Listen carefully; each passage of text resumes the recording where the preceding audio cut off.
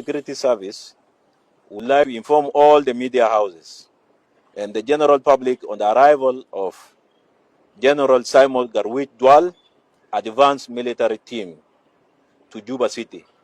South Sudan today on February 5th, 2025. The step emanated after his unreserved acceptance of the President's pardon announced early by the Office of the President of the Republic, General Salva Kiir Mayardit. As you all are aware, ladies and gentlemen, General Simon Garwit Dwal is the commander of Kitgwang faction,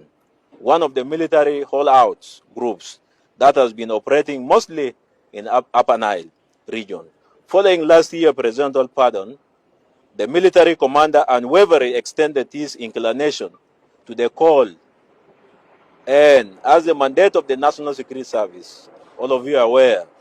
the Internal Security Bureau under General Aket Tongaleu undertook lead negotiation that has resulted into current arrival of the advanced team that you witnessed. With conclusion, ladies and gentlemen,